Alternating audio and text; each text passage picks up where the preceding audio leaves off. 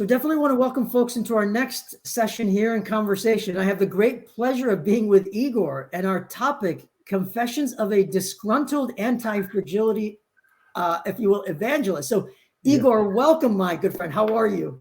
Hello, Sai. Well, I'm great. Thank you for having me. You're most welcome. You're always great, which is why we have you. I mean, I'll put it that way. So I know you a little bit more perhaps than others. I would love for you to introduce yourself and then we can get into the topic here. So hello, everyone. My name is Igor. I'm based in Poland and I run, well, I would say I'm a pretty experienced project manager. I've been working in different businesses for, well, many years. And for like 5 years already, I'm running a really small consulting company called, well, the name basically tells the whole story. It's called Zero Bullshit Management because I was pretty fed up with bullshit. And a couple of years ago, I got interested in this whole anti-fragility topic. I read, of course, Anti-Fragile by Nassim Taleb, then a couple of other books. And by sheer accident, like serendipity, I actually started to train people, and hence the title of this session, because some of those experiences made me just a bit disgruntled. Well said. Well said. Any more on introducing yourself, Igor? Please go on. I don't want to interrupt you. No, I mean, we're gonna by just entering the topic. That's actually, to be perfectly honest, whenever somebody on some conference asks for my bio, I send a really short one, and it basically says that I'm not listing all my certificates, whatever, although I have a bunch of them, because whenever I see the list of those in the bios of other speakers, they always remind me about all those poor managers I met in my life who also had all those certifications, titles, diplomas, etc. Well said. Very, very well said. So I have to ask, if you will, because the name of the topic itself, there's confessions, there's disgruntled anti-fragility evangelist. So yeah. I'm going to start immediately. What is making you disgruntled? And do confess, my good friend, as the confessions you've mentioned. What makes me disgruntled? Well, let's start from the beginning. A couple of years ago, I'm doing mostly like project team management training, things like that, like project management offices, how to run projects smoothly. But a couple of years ago, one huge company approached me and say, "Hey, you've got this blog," because I actually have this blog which is long dead, but at that time it wasn't. We are writing about antifragility. Maybe you're going to organize a workshop for us. I was really happy. The workshop, it was pretty okay actually, and I was ecstatic. Like, I can talk about stuff that really interests me, facilitate change, and then even get paid. But then in the course of the years, I learned that it's not actually so easy. And say, if I compare working in training, doing consulting in the area of project management, my expertise then and anti-fragility, then the project management is way, way, way easier. And I would say that the two main reasons why, and I'm pretty anxious to also see hear about your perspective, is that I would say two main problems, two main obstacles. First, people are too lazy / comfortable or greedy to actually change something, even if they say agree that the ideas are pretty smart, they don't do anything about it. And the second is, many people also, they think they get it, but they don't. And especially what I mean is things like risk and everyday risk management. So just an example, maybe I'll start from this, and I would actually love to hear also your experiences. We would talk about risk, how it affects all aspects of our lives, and then we would start a brainstorming session, and I would ask, like, so please give some examples of the risks you can take, like at work or in a private life every day. And I would say 90% of cases, I get answers like gambling and maybe two more, and that's it. And when I bring examples like, hey, but imagine you are starting partnership with some vendor, and you have two options. First, you're going to hire a cheap lawyer, spend less, but risk that, well, if there are problems that your contract is poor, or you're going to invest more, hire a better lawyer, reducing the risk that if things go wrong, if things go south, then your contract will basically protect you. And people are like, oh my God, this is also risk management. And so that's what about you? Did you have similar experiences? So I love the way you're describing it, Igor. So very, very much so. It's interesting, right? You literally use the same words that I use. People can be lazy, right? Mm-hmm. People can be overly comfortable, and likewise, people can be greedy. There's a balance. Yeah. The way that I always term it is, we're creatures of habit. And I'm sure there's clients, and we're creatures of habit, but those habits are not always healthy. Exactly to your point. Yeah, and, it's comfortable, right? It's comfortable. Yeah. Or I'm gonna get back to like being lazy, etc. But I also would like to continue for a second. Please. In this area of, say, not understanding the problem fully. And there, I've given the example of risk, and there's also this, because of course antifragility is like a pretty varied topic, right? There are lots of those ideas also from Taleb that you can pick, and one of my favorites is neomania, avoiding neomania. So avoiding things that could have hidden bad, malicious side effects. And this quote, like, absence of evidence is not the evidence of absence. And people smile, people nod, people totally agree. I show them the slide where there's a bottle of heroin, like branded by Bayer, this huge German company that produces aspirin, from the times where heroin was basically sold in pharmacies, advertised as this great, I think it was cough medicine, something like that, without any addictive potential, right? So, and they laugh, everything is great. But whenever I bring some, say, current topic, such as my favorite example is actually noise canceling wireless headphones, and I bring this in, and I tell people, hey, I'm not telling you that there is anything bad in this device, but this is relatively new technology, and you sit there for 8 hours a day on your head, like next to your brain, and noise canceling technology works. Basically, there are vibrations that counter the noise, plus of course the Bluetooth waves, plus whatever. I mean, it's not like you should trash it. It's not like you should, call it a, device of Satan or whatever. But maybe if you can use a wired headphones, then try using wired headphones. And then the people are often shocked. They call me conspiracy theorist or whatever. Whenever I bring such examples. Of course, not everybody, but what I mean, there is like a, I think it comes from lack of understanding. It sounds nice in like when we are on a higher level, but whenever you bring real life examples and people start to really get what you mean, like maybe not use everything new, then the problem starts. Can I comment on that, Igor? Yeah, definitely. I'm looking forward to it. So the as you said, the second problem is the thinking. People think they respectfully understand the concept, but they haven't, if you will, thought about the breadth, depth, the wholeness of the concept, and then how to contextualize it. So when you give the examples, 100% with you, it hits them in different ways. It's oh, really? That's this. And then we rationalize, right? When something creates a conflict for us, we rationalize it, and that's when it. There's this. I forgot about the psychological mechanism. Whatever. Doesn't matter. I forgot the name. But when you have when you see something that's not actually that doesn't subscribe to your point of view, but it actually contradicts it. It's dissonance, cognitive dissonance. Cognitive dissonance. That's the one. That's the one. Yeah, exactly. That's what they're experiencing.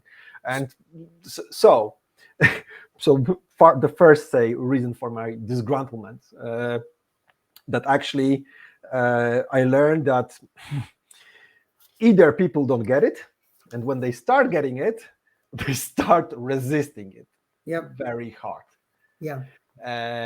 And regarding this, and the other, like with being lazy, like eliminating single points of failure. Great idea.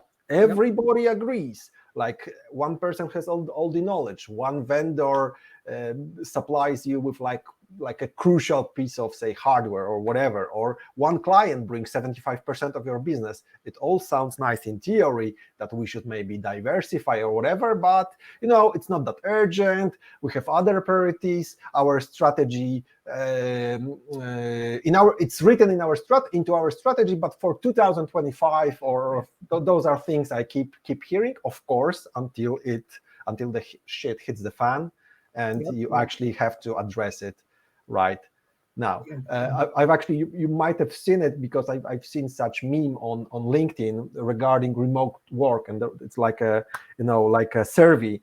Who implemented hybrid work in your company? A, external consultants. B, internal change leaders. C, COVID-19. And of course the answer for the most companies is C. And there's also redundancy, experimentations, things like that. Redundancy sounds great until the people realize that, it means that we would have less than 100% resource utilization, or less capital for investment, because it means less loans, or even having some backup capital. Then it stops being so. So nice. The reality hits exactly. Can I add a few things, if you don't mind? Definitely. As you're describing it, it's definitively a paradigm shift. It's definitively a paradigm shift. That is the reality of you and I know it's a paradigm shift, and the reality of people dealing with that. The other key thing I always emphasize to people is, and I think you're humble enough, I'm humble enough. We come in and we don't say we have all the answers, but we're going to work with you to figure out those answers. So no one is saying you're the expert or I'm the expert, but rather working together. So I think that's another piece that they take out of context. I'll say, because anyone listening to this, I'm not saying, and Igor's not saying that we have all the answers. It's learning together. The other thing that I view, the technique that I've used, to be very honest with you. So can I just add one more thing, or actually ask a question? What you mean is that, because this just came to my mind, that when a person hears about, say, eliminating single points of failure or things like that, they're maybe internally scared that they actually have no idea how to implement it, or what this consultant tells them is may sound to them like bullshit, because they have no idea about the, say, intricacies of their business or whatever, and it's easier said than done. Exactly. So the key thing is to actually sit together and try to work out some, say, maybe first 2, 3, 4 steps. So if you don't mind, and exactly to that point, I mean, this is exactly the way that I approach it. I say, hey, look, I know you want to do anti-fragility, whatever that means to you. That's perfectly fine. That's actually one other topic. Everybody understands it differently. Well, exactly. People don't spend the time respectfully to get into the essentials respectfully. But I tell them, okay, I understand you want that, but what is the real problem we're trying to solve? And to your point, once we start solving the real problem, they're doing it. They're no longer, it's doing and learning from the doing. And then I ask you those questions. They say, well, why are you thinking that way? Why are you asking me that question? Then the concepts begin to emerge. And I know. So for all the would-be anti-fragility evangelists, solve a problem. And it's actually always, say, much better also in terms of business for consultants to solve problems. I've actually heard this very nice metaphor that people are selling two types of products: vitamins and painkillers. Vitamins, those, it would be really nice to have them, but I mean, nothing's going to happen if I don't take them. This is just something extra. People much more prefer to buy painkillers, so something that will actually address like a real problem that they've got. Exactly. Right? Can I ask a question, if you don't mind, Igor? And I'm going to ask it in a few different ways, so bear with me as I ask it. Because people are not spending the time, to understand the concept enough and then put it in practice. So there's the concept and the practice. I mean, that's one of the attractions that I had with when I met you is you've done a lot of internal thinking, but also doing. It's not just thinking. So, I mean, that is key. What I find is, and this is not my word, I can't remember the author, if you will, forgive me. It's the McDonaldization. It's the McDonaldization of anti-fragility and resilience and agility. But it truly is trying to over-process, over-control, overthink without all the essentials of doing it. I'm laughing because actually my webcam is kind of attached to my screen, so I'm unable, but like there, so slightly to the right in my case, above my screen, there is a photo of Nazi Nicholas Taleb with the quote, "Preoccupation with efficacy is the main obstacle to poetic, elegant, robust, and heroic life." So I understand it the way like too many processes, over optimizing, over processing, that's one of the main. So therefore, McDonaldization is the killer. So whenever you hear somebody say, "Hey, let's have weekly anti-fragility review meeting," then it's probably a dead end, right? And I got to tell you, one statement that I use sometimes is I always tell them, I said, and in passing, I always do this in passing, never directly. I said, yeah, I remember the days when I used to be, if you will, addicted to control as well. I remember those days, but I've gotten over those, and it hits them. Right? Oh, wait a minute, maybe I am trying to be over. So it's an experience, as you and I know. So it's very, very interesting. What I learned, say, because I'd like to, of course, give some tips to would-be evangelists. For example, what really works for me are like strong questions, like when with those single points of failure, say one guy, one girl has all the knowledge in certain area, and sometimes those are those you must have heard about it, those like competent assholes. So people say no, but this person is problematic, but they have all the knowledge in a certain area. So for instance, a good technique is to ask a question like, say, imagine this person went skiing and broke all his limbs, and it's like now in hospital for the next half a year. Imagine what you would have done and start doing it. Yep. And to your point, the practical tips, and I don't want to interrupt you, Phil, but let me just, if I can add to what you just said, asking questions. Exactly. That's a big one. Also throwing out scenarios, exactly to your point, giving scenarios. And then the other technique that I've used, and I'd love your insights on this if you applied it, is simulations. To do simulations where they experience something and then relate it, part of the doing, relate it back. Could you give an example of such simulation? What do you mean? Like, so I would even simulate a small project that they're doing, and they're building something, call it in a 2-hour simulation. And then in that simulation, exactly to your point, I see them leaning too much on one person. And then I say, well, you know something, I'm going to remove that person. And then they experience it. Wait a minute. I'll tell you one, if you don't mind, I'll share ever so quickly. That's actually, please go ahead, because I love the idea. I will steal it. Well, most definitely, but we learn together. You'll love this one. So I was working with a client, and they said, we need more resources. And you've heard this a million times. We need more resources. So what I did is I had two teams working. Actually, it was 3 teams. They got going. And then I said, you know something, because reality changes. You want more resources? I'm going to give you all these resources. And then I combined the team and said, wait a minute, we have too many resources. We don't even know what to do. So I said, okay, be careful what you ask for. But they experience it. And then we relate it to anti-fragility, my good friend. I'm yours to steal. We'll put it that way. So whatever we will learn together. Yeah. So I love the example. So I would say that my 4 points are: use simulation, learn to use those strong questions, give those very real life everyday example, like not some abstract thinking, like with those headphones, like with this lawyer, because this really puts people attention into the right perspective, and then work. Actually, what we already mentioned, work out with them together, like real actionable ideas, like make them realize that experimentation doesn't have to mean investing $2 million into, say, new product line. It could mean like experimenting with a new technique of planning, or maybe, you know, using some shifting people, or appointing different team leader. Doing stuff like that, right? To give an example, right? When the pandemic struck, some companies already had experimented with remote work, and those companies were like many steps ahead of those who did not.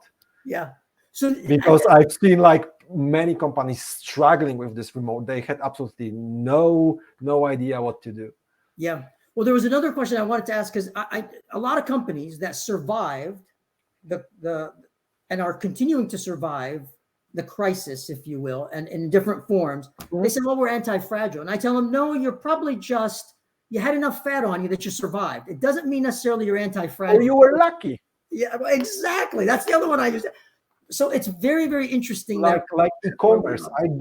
Probably it's the same in US, but for instance, in Poland, not only e-commerce by itself, but Poland has a lot of, like, Poland is pretty famous in terms of, like, say, IT people. We've got lots of software houses. So there's actually now a huge boom in the area of software houses who support e-commerce, because e-commerce had a huge increase in earnings because of the pandemic, because people had to stay at home. But this is not due to, well, maybe for some people, yes, maybe they diversified, maybe they experimented, but I would say it's maximum 5% of the companies. For the rest, it was pure luck.